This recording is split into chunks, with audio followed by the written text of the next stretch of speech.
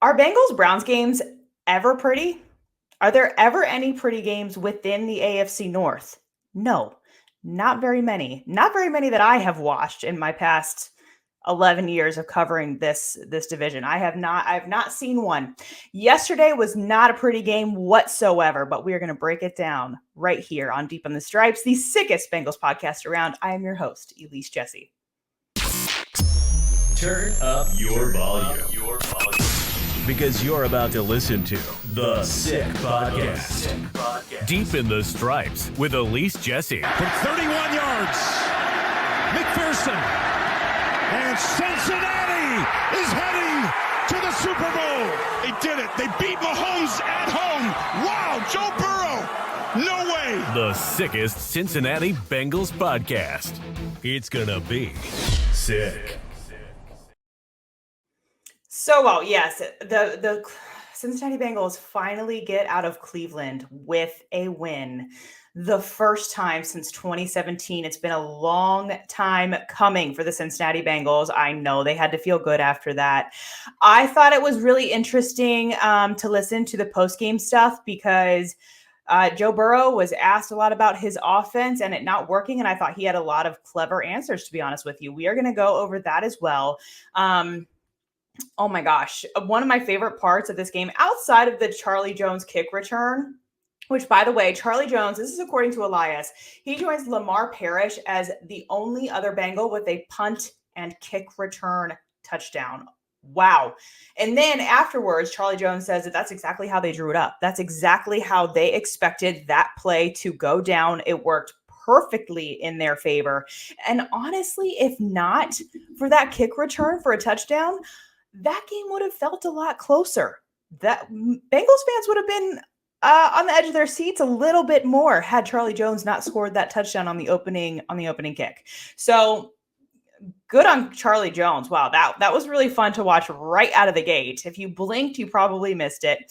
The other thing that was fun to watch, that Jamar Chase has some beef with the Cleveland Browns. He always has, ever since, I don't remember what year it was, but he called them the elves. And I think he was just referencing the elf that's in the middle of their field. But they took offense to that. And he's just been kind of jawing with them ever since. And you could tell that he and Newsom were going back quite a lot during the game. But once he scored that touchdown pass from Joe Burrow, he did the Iverson over Newsom. I mean, and he looked like he was enjoying himself out there. That was quite the game. Of course, this was kind of weird, you guys. Deshaun Watson goes down near the end of the second quarter. And Adam Schefter is now reporting that it's a ruptured Achilles. But you could hear Browns fans cheering from the TV copy.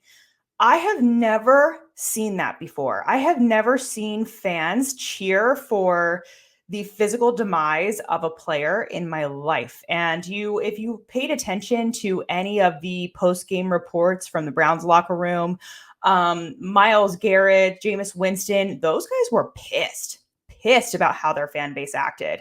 Wow. I was not expecting that. I personally, now, would I necessarily want my lady friends and family to hang out with Deshaun Watson? Probably not. No, that's probably not a good idea. But am I going to cheer for his demise?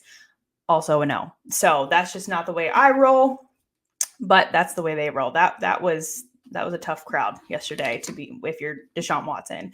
Let's get right on to my rant of the game, because we've got to start off the game with this, because I feel like this was one of the reasons why the Cincinnati Bengals offense was so clunky yesterday. Let's get into it. Elise's rant of the week.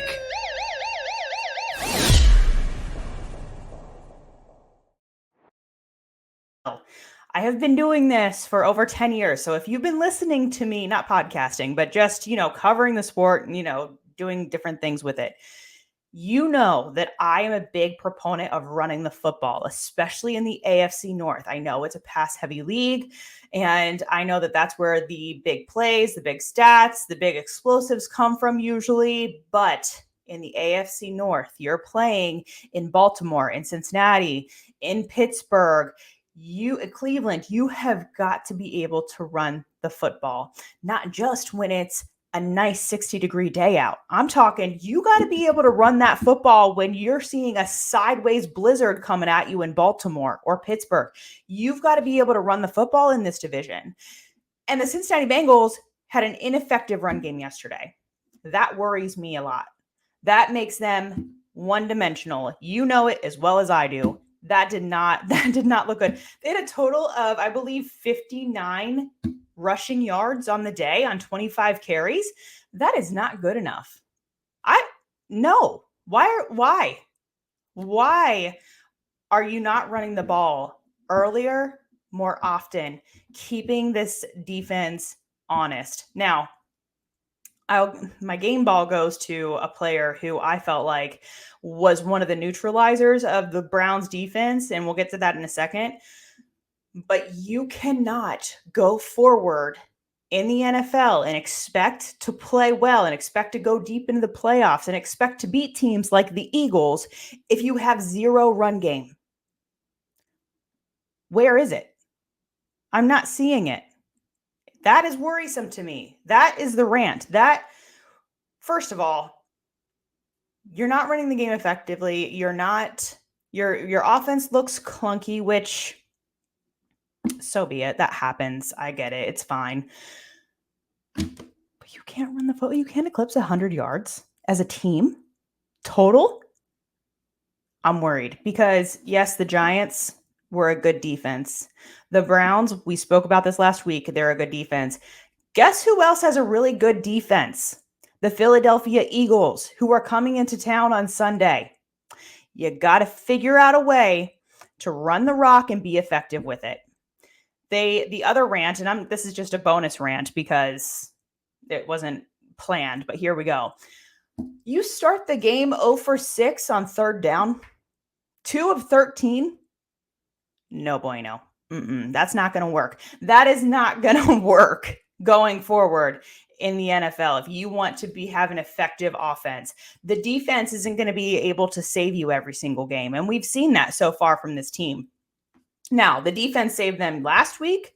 The defense did a lot to save them this week, but they have got to figure out how to get back into a rhythm, back to looking like they're comfortable scoring, back into a rhythm where their plays are not being blown up, and you're seeing Joe Burrow just put his head down and pull away from the play. You don't want to see that as often as you are. So, yeah, if other people are saying that who will cover the team, yeah, I would agree with them that you should be worried when you see that. An ineffective run game is not going to take you anywhere. Now, the other concerns would be how predictable this offense seemed to be. The play calling was quite predictable. I know I called for a little bit more spice, a little bit more flavor from Lou Anarumo a few weeks ago. But now I think we need to start seeing it from Zach Taylor. We know he's got that in his arsenal. And I'm not talking about getting too cute with it. Like, don't get too cutesy with it, but just do something that seems to be more effective and leads to more explosives than we've been seeing in the last couple of weeks. We hit the starts, we hit ineffective run game, way too predictable for my liking. And now I'm going to go to our game ball because that goes further into the offense, which I want to highlight. Let's get to that right now. Who gets the game ball? So my game ball goes to, and here's the thing. If you are a person who likes to look at the game film and review it and look at it in slow-mo and just kind of see how certain guys do, Joe Goodberry is one of the best follows on X/Twitter because he breaks down the film and he really shows you what's going on. Amarius Mims, my goodness, he did not look like a rookie at all yesterday.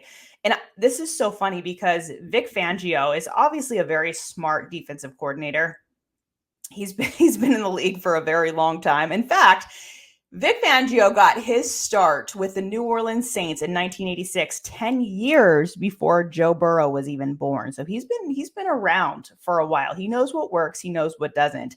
And of course, going into a game where there is a rookie right tackle, why not send the reigning defensive player of the year his way and see if the rookie can handle a guy like Myles Garrett? Well, guess what? Amarius Mims handled Myles Garrett beautifully. I mean, he only had going in, and yes, we have to note that Myles Garrett was dealing with the foot injury issue to both feet, but he ended the game with 4 tackles, 1 tackle for loss, and 1 quarterback hit. Amarius Mims is as strong as an ox, stable, not getting pushed off the line, finishing off the play. He continues, he stays with Myles Garrett until that play is over. And that is exactly the way that you neutralize Myles Garrett. And it's so funny. And I laugh even saying that out loud because I know on Wednesday when I go and mention the way he played against Myles Garrett, he's going to shake his head and he's going to tell me how many mistakes he made. And he's going to tell me that he's going to need to clean it up. And he's going to tell me that he can definitely do way better than the way he played on Sunday, which... He's his harshest critic. None of us will ever be harder on Amarius Mims than he is on himself. That's just the facts of it. What else do we have? Oh yeah, Joe Burrow. This quote I thought was really interesting. So he was asked after the game about just the clunkiness of the offense. Like you saw it, I saw it. They just didn't seem like they were in a rhythm. And he was asked about that. And he said this: everybody was talking about how good our offense was through the first 4 weeks, but we started 1-3. I'd rather people say the offense wasn't executing and win 2 games. I admire that because he is talking team wins versus his own stats. And yes, it's been clunky. Yes, they've got to figure it out because yes, Cleveland is one of the toughest defenses that they've faced so far on the young 2024 season, but it's just going to get tougher, especially with the Philadelphia Eagles coming in. We will dive into the Eagles on Wednesday. And actually, if you're watching this at this point, I want to know from you what questions you have about the upcoming matchup. Put them in the comments and I'll answer them on Wednesday. But when we talk about the Eagles coming in on Sunday afternoon, you're talking about an Eagles team that has not allowed an offensive touchdown in 9 quarters. That is an insane amount of time. They have not allowed an offensive touchdown. And my gosh, they're just going to have their hands full next week. I'm a little bit worried. And yes, a win's a win, but I'm worried, rightfully so. Other good news that we do have, let's try to keep positive here for a second. Orlando Brown Jr. has that calf injury. It's not as bad as they thought it was going to be, which I think we all kind of knew when we saw Orlando Brown Jr. come back out onto the sidelines during the game. So you kind of know that he's like, okay, you don't obviously know the extent of the injury. Zach Taylor has not spoken yet as of the recording of this podcast. So we will hopefully find out more on the injury front for him. And also Geno Stone. I know Zach Taylor said it's certainly not as bad as maybe initially thought.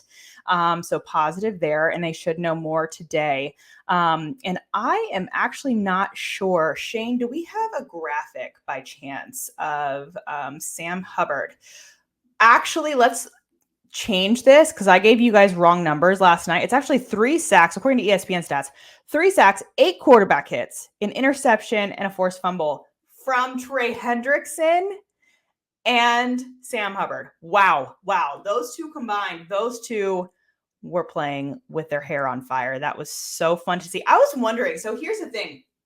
When I was at the Bengals facility on Wednesday, I ran into the defensive line coach, Marian Hobby, and he had this big, huge smile on his face. And yeah, he's kind of like that anyways, but it was more than normal. And I was thinking, like, obviously he has his guys healthy. Sheldon Rankin's obviously healthy. He got his first sack in a Bengals uniform on Sunday. But Hobby just seemed like he was having a good time. Like he was enjoying himself doing what he was doing. And I'm like, they must have figured something out this week because he seems light on his foot today. Something's going on. And then we see it. We see it from Trey. Trey was an absolute monster. It's just Trey Hendrickson is so fun to watch because the way that he runs, the force of his body, the way that he is able to twist his body in a way to be able to take down the quarterback and not put his full body weight on the quarterback is incredible. Incredible. The way that Trey Hendrickson plays is just so fun to watch. So more of that, please. And they're going to need a lot more of that on Sunday. And yes, I've already said that we're going to dive into this on Wednesday, but here's the thing. The defense has been good for the Cincinnati Bengals. The defense has finally been putting it together the last couple of weeks. They have looked much better. Obviously, getting a lot of those guys back and healthy has helped them in a huge way. But now, stopping the run is at a premium.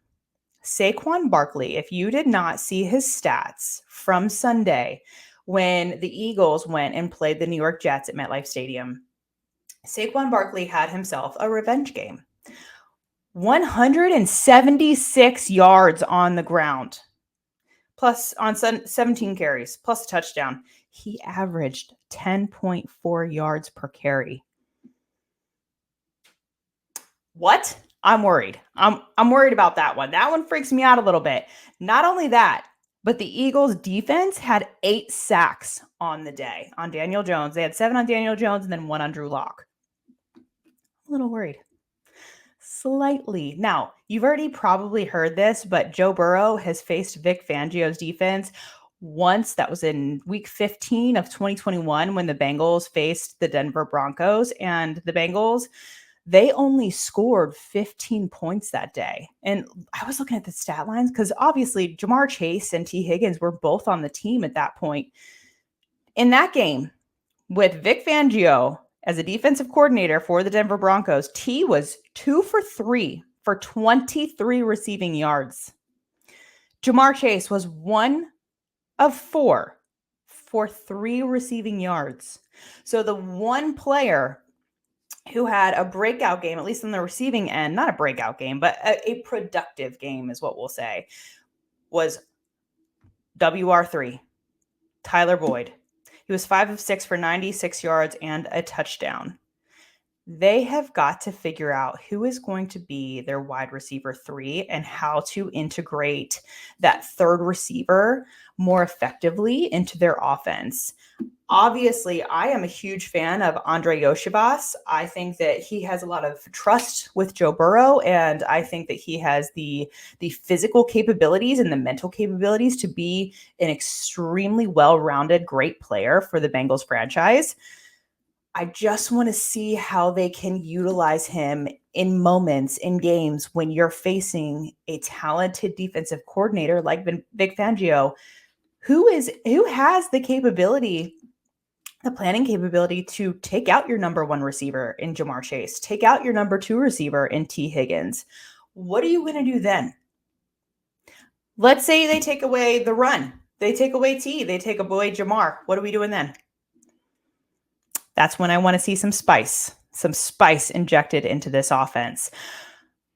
We'll do a deep dive soon.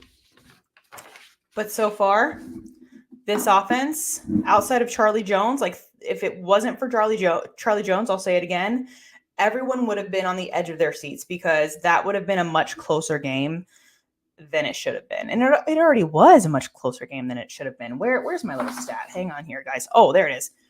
The Bengals had 8 punts yesterday. The Browns had 7. The Bengals also had 1 turnover on downs. No, that's not going to get it done. Way too many punts, not enough conversions on third down. That needs to be cleaned up. I would expect that to be a point of emphasis for this team going into week 8 with the Eagles. Subscribe, like, comment. I want to know what you guys think. What do you guys think about this game? Are you like me? Are you worried about the run game? Are you worried about any of that? Because like I am, because am I just like on an island over here? I need to know. Let me know in the comments whether or not you think that there is room to be concerned about the run game and their inability to get into a rhythm and how they mesh with a third wide receiver. Let me know. You are watching Deep in the Stripes. I will see you again on Wednesday. And that's a wrap. Hope you don't miss us too much until next time. Follow the Sick Podcast Deep in the Stripes with Elise Jesse on YouTube, Instagram, Facebook, Google Play, and Apple Podcasts.